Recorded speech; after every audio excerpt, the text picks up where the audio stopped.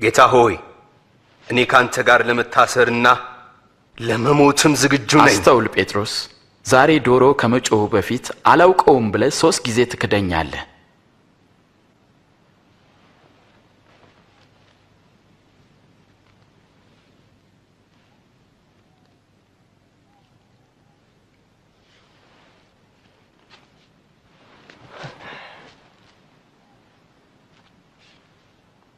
ያለ ከረጢትና ጫማ ስልካችሁ አታችሁ ተቸገራችሁ? በፍጹም ምንም ነገር።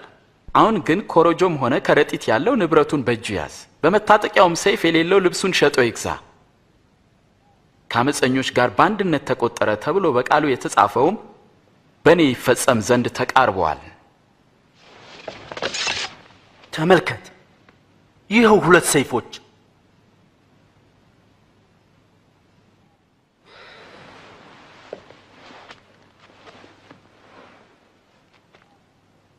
ይበቃል። የካህናት አለቆችም ኢየሱስን እንዴት ማጥፋት እንደሚችሉ ተማከሩ። ከ12ቱ አንዱ በሆነው በአስቆሮቱ ይሁዳ ውስጥ ሰይጣን ገባበት።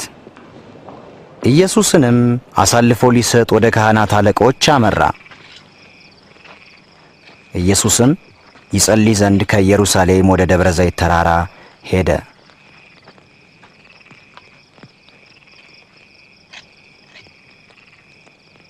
ወደ ፈተና እንዳትገቡ ትጉና ጸልዩ።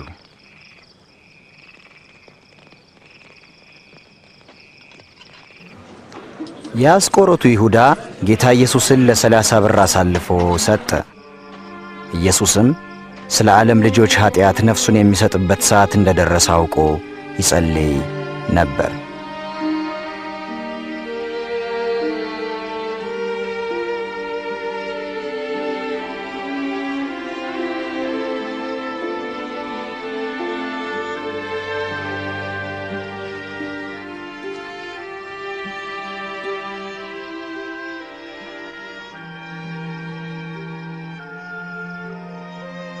አባት ሆይ ፈቃድህ ቢሆን ይህች ጽዋ ከኔ ትለፍ፣ ነገር ግን የኔ ሳይሆን ያንተ ፈቃድ ይፈጸም።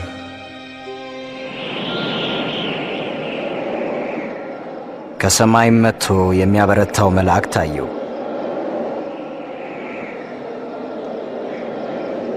አጽንቶም በጣር ሲጸልይ ወዙም በምድር ላይ እንደሚወርድ እንደ ደም ነጠብጣብ ነበረ።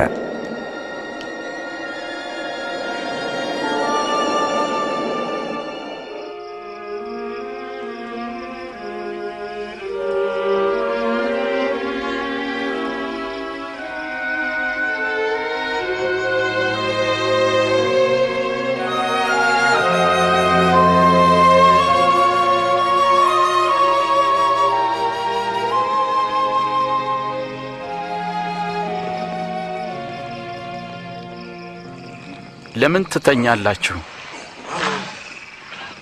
ንቁ፣ ወደ ፈተና እንዳትገቡ ትጉና ጸልዩ።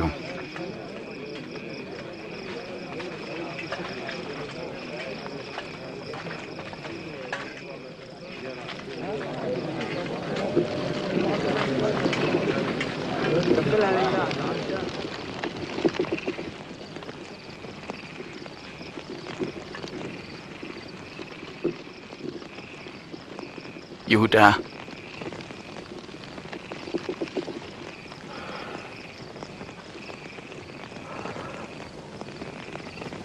የሰው ልጅ በመሳም አሳልፈህ ትሰጣለህን? ጌታ ሆይ በሰይፍ እንምታቸውን?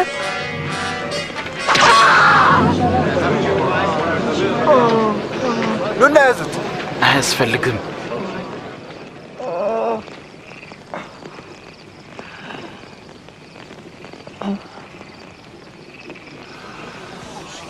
ተአምር ነው። ወንበዴን እንደምትይዙ ሰይፍና ጎመድ ይዛችሁ መጣችሁን? በመቅደስ ዕለት ዕለት ከናንተ ጋር ስሆን እጃችሁን አልዘረጋችሁብኝ። ግን ይህ እናንተና የጨለማው ስልጣን ጊዜ ነው።